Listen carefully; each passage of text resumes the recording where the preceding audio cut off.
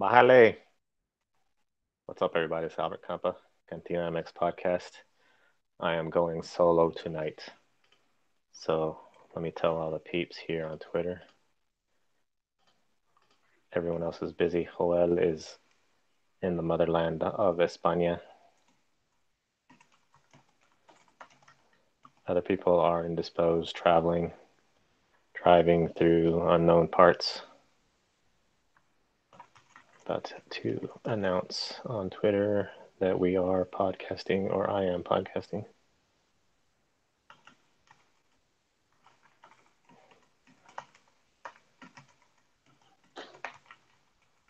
And some topics that we're going to go over. This LA Times article that first got notified of it by Tom Marshall.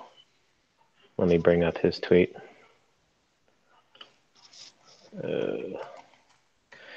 Basically, it's an article about Mexican Americans who are trying to make it in the United States, who live in strong Hispanic areas, strong Hispanic cities in the U.S., and end up going to look for opportunities to play in Mexico. We know that Jonathan Gonzalez has done this. Other Mexican Americans have done this as well. El Homie Castillo, Hercules Gomez. Who else? Miguel Ponce is with Chivas. A pretty good list. I think the latest who actually switched was Jonathan Gonzalez, which is the latest example. But let's look at this article here real quick. A really well written, fascinating story. Tom says the only thing I think worth adding is that from what I hear, there are actually fewer U18 dual Mexican U.S. nationals moving to Mexico because of FIFA Article 19. Minors from U.S. are struggling to register with FMF. So maybe Mexican Americans are having a difficult time in Mexico as well. They think it's difficult with the pay-to-play. A lot of people are complaining. Our friend Nate Aborrea tweeted as well about the pay-to-play issue in the United States, but they go to Mexico, and then there's this whole Article 19 issue. So it's not as easy as it seems. The article has one of the players who is with the Querétaro club, Dani Pulido. I believe he's 20 years old, which is sort of up there in age. I believe he's 20. And to be in the second or whatever division of Querétaro's youth teams, he might be 19 actually. That's not too promising. My whole issue with this, and I tweeted just earlier about it, is that Mexico is a country of soccer where everyone's playing soccer and the youth is into soccer. For the United States to have youth loving soccer and playing soccer, they have to be Hispanic. They have to be in a largely Hispanic area where there's plenty of Mexicans, plenty of Mexican parents, adult fans who are from Mexico who want to coach, like in this example in the LA Times article. But that's not every place. That's, Los Angeles, certain high concentrations of Mexicans, but it's not every place. And even those places that do have high concentrations like LA, you have the NFL, you have the Raiders, you have the Rams, you have the LA Lakers, you have all these other attractions where even these young Mexican Americans who speak fluent in English have friends who are LeBron James fans. They're going to enjoy, they're going to have these distractions and they're going to go out for these other players. The comment I had on Nate Aborrea's tweet was that there hasn't been a history of great Mexican Americans that have made a huge impact. Every Mexican American, except for the recent Jonathan Gonzalez, that has chosen or made a choice between Mexico and the U.S., has chosen the U.S. because they have a better chance of making a U.S. national team or the World Cup than they do with Mexico. that is it is easier to be on the U.S. national team than it is to make a Mexican national team. Mexico has more depth. Mexico has more greater players, and a Mexican American will not try and not attempt to make the Mexican national team when they can make the U.S. national team easier. Now, the Jonathan Gonzalez case is a little bit different because the U.S. sort of disregarded him, and for a change, Mexico made a decision to show him some love and give him some respect, where in other cases, El Homie Castillo was called up, I believe, and then disregarded. Other players weren't even looked at. I think Miguel Ponce was looked at in his youth and then disregarded. And that could very well happen. I can see it happening with Jonathan Gonzalez. All the hype is there right now, but later on, when he doesn't fully pan out, he could end up, just being forgotten. The Mexican American pool is not large enough there, and not the potential for talent isn't high like it is with Mexican kids growing up in a soccer country like Mexico. Mexican kids growing up in a non-soccer country like the U.S., the results aren't going to be there. Now, a Mexican kid growing up in Spain or in Germany or in Argentina, that's another issue. We see that with Neri Castillo, a Mexican player who was born in Mexico but grew up in Uruguay and another nation where that nation was a soccer country. They're able to grow and progress and improve in skill. I don't see that happening in the U.S. So moving on. Chucky. Chucky game with PSV playing against Barcelona. I knew it was going to be tough. A lot of people had hopes for Chucky to do well, for PSV to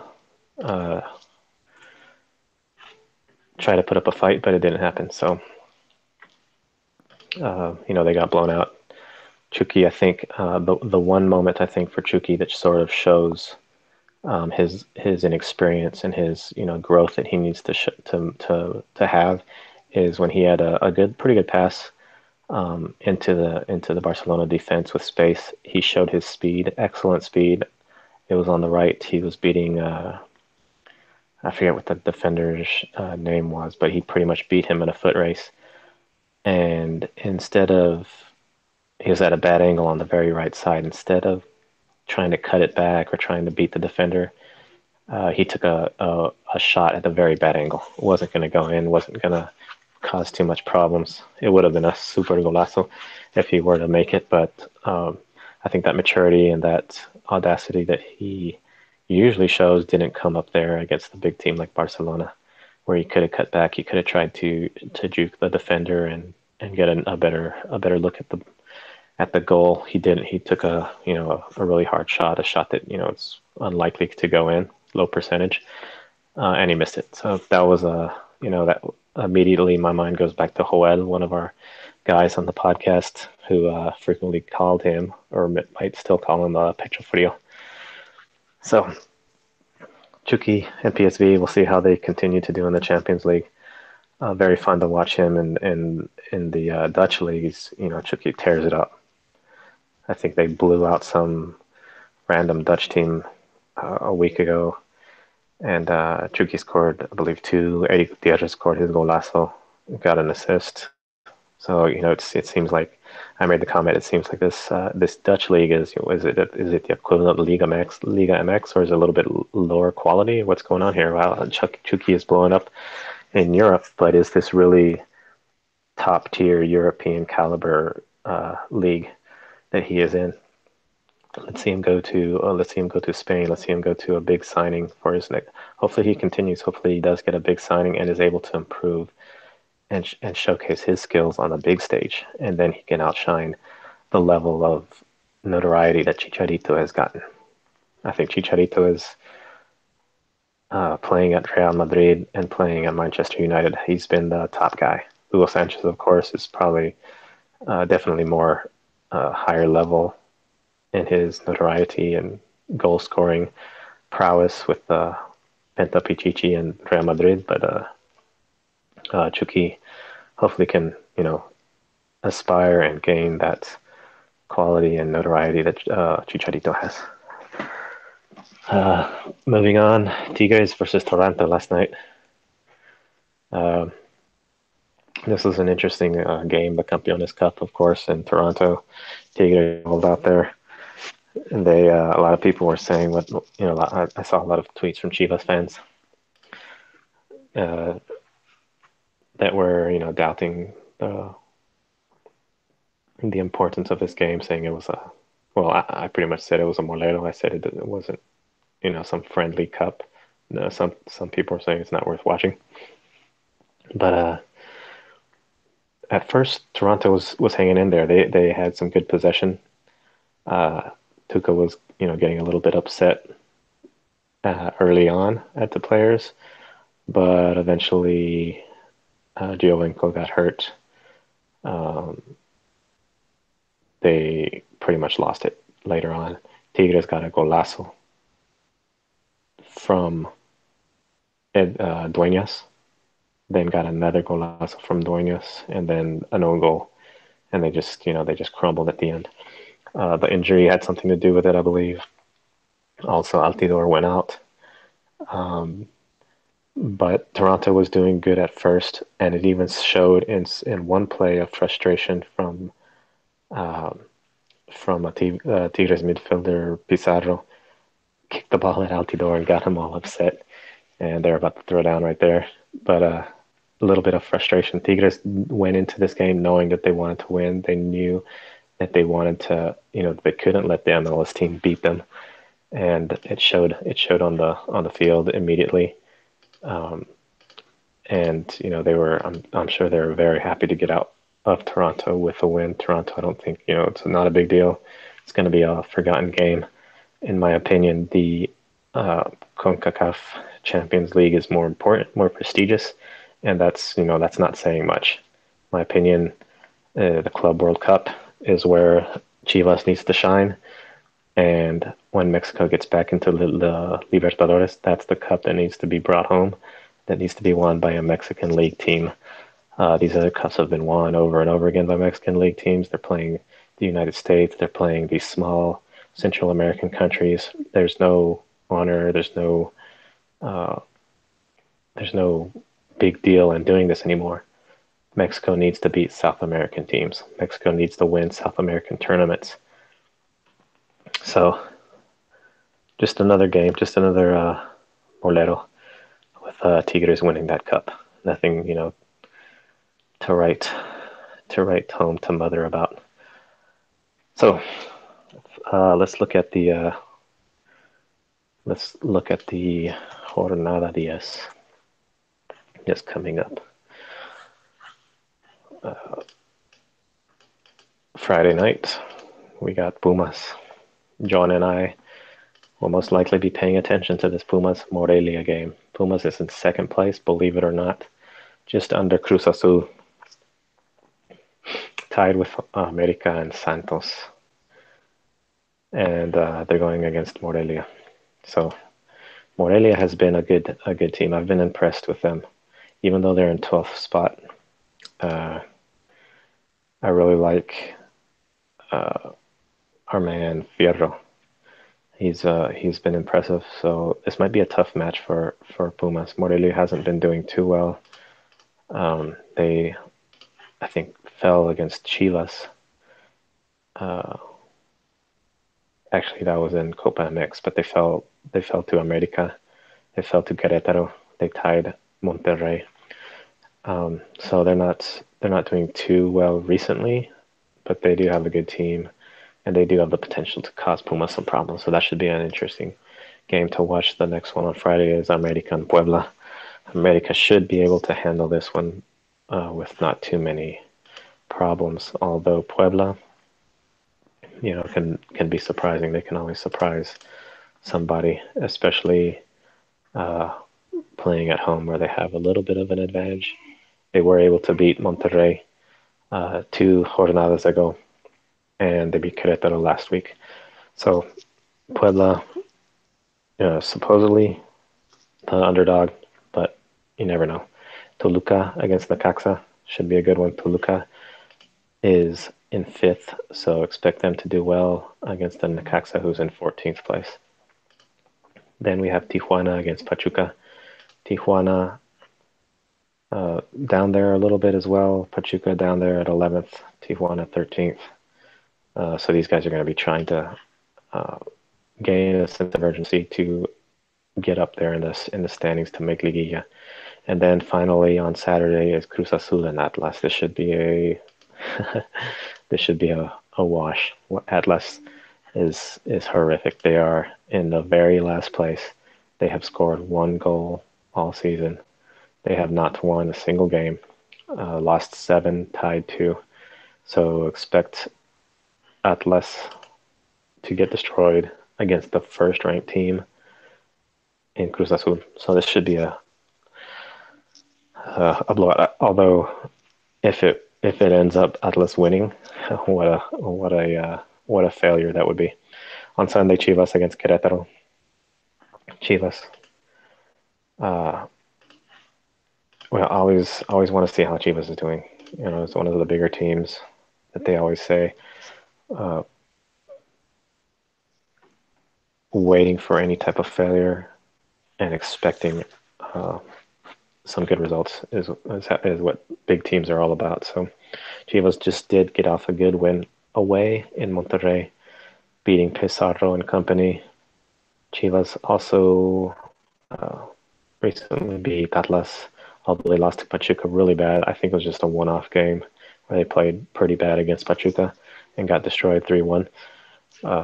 But the real quality sort of came out in the 4-2 victory over Monterrey. So this Querétaro game should be a sort of good measuring stick to see how they do. And I expect them to do pretty good against Querétaro. Show their skill, show their real level where they're at. The next game, Santos is always good. We underestimate or overestimate the loss and the impact the loss of Giannini would have, but they still have plenty of players in critical spots that are needed to do well, and that's exactly what they have done. They are in fourth spot, and they are playing Veracruz, who's very very low on 16th spot, third to last. So it should be a good game for Santos to take advantage. And then also on Sunday we have Tigres and Monterrey, Clásico Regio. This should be an exciting game. Tigres is coming off a good victory against Toronto. Monterrey is sort of on the downhill slide. They were in second place. They were atop of the table, but now they are down to sixth spot. Tigres is sort of staying in the mid tier area. They are in seventh. But I expect Tigres to do very well in this game, and Monterrey to sort of be slipping down and down. But we never know. But this is a rivalry, and we should see some good action in this game. And then finally, we have Leon and Lobos Buap. Leon coming in with a new coach in Nacho Ambriz. So we'll see how he does. Lobos Buap is at second to last, 17th spot. Leon is in 15th. So we'll see if Leon is able to rebound. I really like the area of Leon, so I always like following how they do. And that's Jornada 10. That should be a fun week. We got Pumas. We got stuff going on Friday with Pumas and America playing, and then a little mixture of some good games with Pachuca and Cruz Azul, and on Saturday, and then Sunday capping off with Clásico Regio, Santos, and Chivas as well. So all 3 days of some good football. So finally, I guess just to talk a little bit about what's going on in the Twitter. You can follow me on my Twitter at Beto_ATX, or a lot of times I'll tweet with the CantinaMX_pod on Twitter. I usually put my initials. Uh, but yeah, let's see what we got going on. We have Chile, the Mexican national team. Uh, Twitter account is announcing a Mexico versus Chile match in Querétaro. That's in October 16th, so that's coming up sort of soon in about 3 weeks. So that's going to be a game to look out for against Chile. Let's see how they do if they do not fear La Furia from Chile. So what else do we have? Yeah, the Mexican national team always has stuff to talk about with the youth. Picante, I think, is about to come on. Uh, oh, UCL. Hold on a second. The Cholos podcast. I haven't fully listened to the Cholos podcast, but I recommend those guys. They tweeted out, "We're back on today's episode. Cesar and Francisco discuss Cholos Femenil, analyze the 1-0 win over Cholos English or Atlas, preview the upcoming game versus Pachuca, answer your mailbag questions, and more." The San Diego Chronicle. And our man Rigo says LMAO. What does that mean, man? What does that mean? I'll have to tweet him. I'll reply why he's laughing at Sholo's podcast, dude. Why he's laughing, man. All right. My man, and as you guys may know, I'm a huge fan of Carlos Albert. His rants, he never ceases to amaze. Uh, my man Nate, Mauricio Pedrosa, tweeting football, NFL. There's a lot of tweets about NFL. I just like breeze over that because I have zero interest in NFL. The Champions League was going on this week. Interesting to see uh, the Cristiano Ronaldo match where he,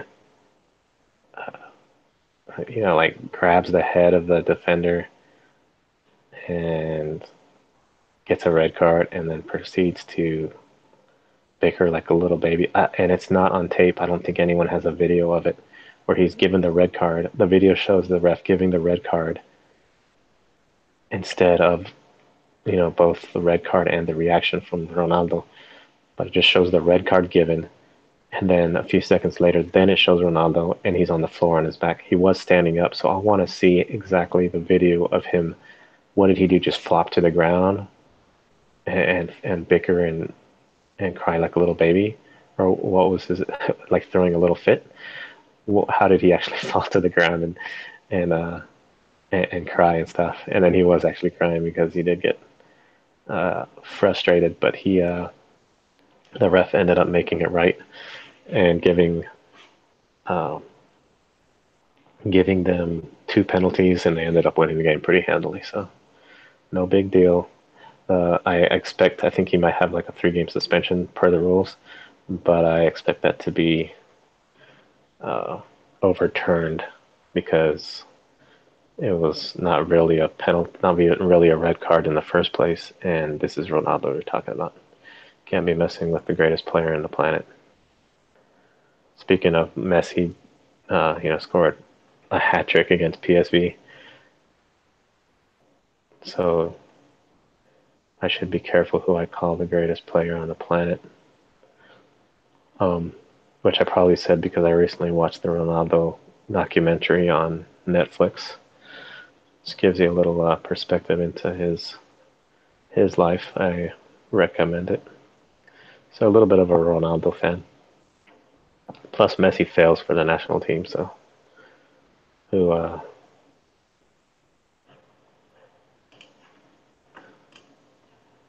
there's room for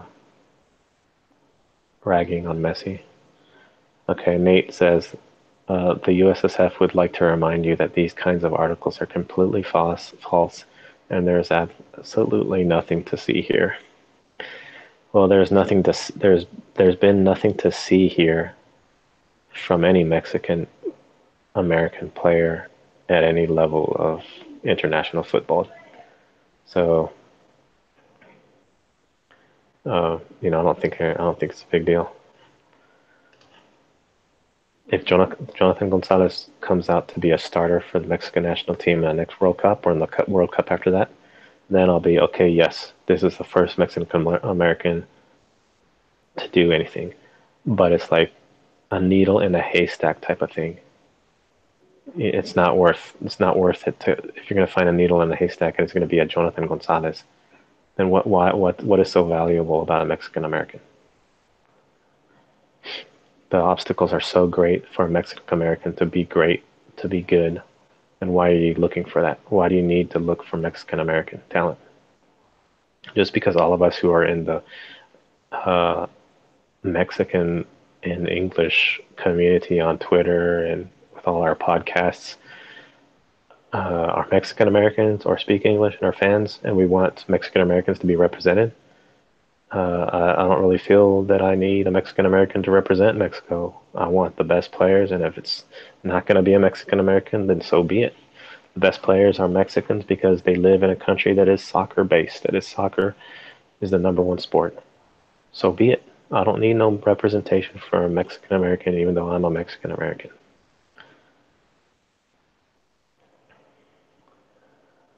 Uh, my man Ivan Fernandez, Liga MX teams do a better job of scouting players in the US than MLS teams do. I know of 3 Liga MX teams with extensive scouting networks in the IE. Okay, if they have extensive scouting in the IE, where are the number of players from IE in Liga MX? Where are they in First Division Liga MX? I want to know. I'll probably reply to him on that.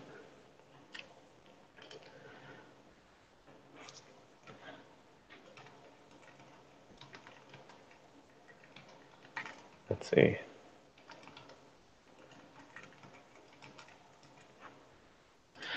All right. Any other cool Twitter stuff? Landon Donovan, see you there. San Diego, whatever, blah, blah, blah. Oh, did you guys see Conor McGregor show?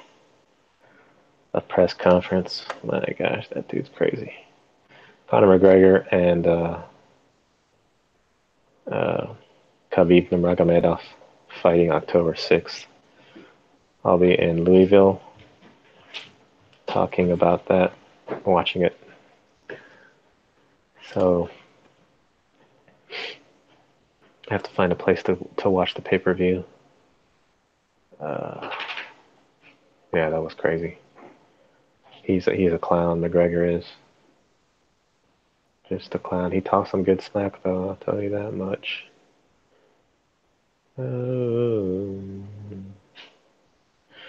Oh, saludos to Johnny Baltimore, who was on the chat. Not sure if he is anymore. He says arriba las Chivas. Yep, lots of Chivas fans.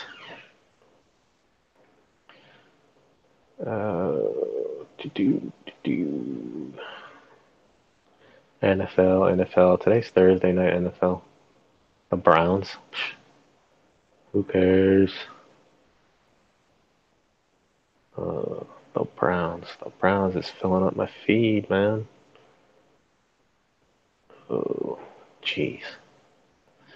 Shout out to Patty from Foot Next Nation. She has her game of the week, and says, "Can we guess what it's gonna be?"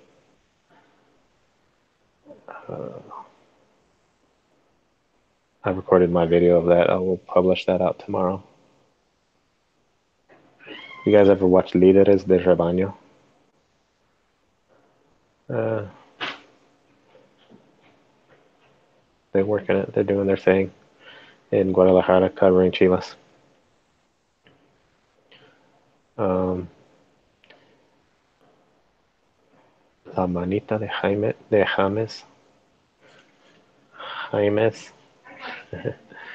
James Rodriguez. I can kind of tell the difference, but it doesn't matter. Blah, blah, blah. Okay, well, everybody. Hopefully next week we will have a bigger cast. Joel and I are planning on doing some during the day podcasting, so we're going to have more than one podcast a week. Hopefully, like a Monday or a Tuesday or whenever a uh, news big news comes out, we will try to get a podcast immediately after to analyze it, or probably before stuff as well, in addition to our Thursday nights. So we're going to go live probably during the day on a Monday, Tuesday, Wednesday, depends on the news cycle. And then we will go uh, on our Thursday nights, regularly scheduled shows. Chivas del Norte, shout out to those dudes. Um, they, they, uh, they retweeted that Sholos podcast tweet and said interesting with a thinking emoji and a laughing teared emoji. I think I think they're making fun of uh, football femenil being covered, my friends. I could be wrong, but why are they gonna do that, man? Why are they making fun of the women's doing their thing? Uh, Maybe because nobody really is interested or really watches that. I think one guy said, um, I forget one guy tweeted about that women's coverage needs to be more extensive and more whatever, be covered. The women's game needs to be covered more, or like they got a good fan base, a good good fans at one of the games, a good amount of fans, and I said I think I replied how much are the tickets, and some dude replied to me and said sometimes they give them out for free. So there you go. You got to pay like 300 pesos, 500 pesos for a Liga MX game, and then you go to Liga MX Femenil, and you get it going for free. Good time to watch some soccer with the family. Um, Líderes del rebaño. What is up with that? Those guys, man. Those fans in the Monterrey Chivas game in Monterrey, man. They were okay. A group of Chivas fans. This dude just stands up. He's like probably my size, man. Not intimidating. Skinny little dude. He's probably totally drunk, and stands in front of four Chivas fans, right next to one Chivas fan, yelling, kissing his crest on his jersey, and rooting for Monterrey Rayados, right in their face, just provoking them. And eventually blows are thrown, and this guy's like totally drunk and like flailing all over. Um, they throw drinks at the Chivas. They were just pretty much surrounded, but they were holding their ground. It's just like five of them against a whole horde of Monterrey dudes. You'd think the Monterrey guys would like dominate them, but they were safe. Security eventually came in. I thought it could have been a lot worse. Who cares about the Lakers? Who cares about LeBron? Michael Jordan's the greatest of all time and always will be. What else do we got up in here, my friends? That's about it. So I'm gonna wrap this thing up, dudes. Just a quick little show, one man show for tonight. Next time maybe we'll get some more dudes. And once Joel gets back from his European vacation, we can do a midweek or early week during the day live show while you guys are at work. So thanks for tuning in. Talk to you guys later. Have a good evening.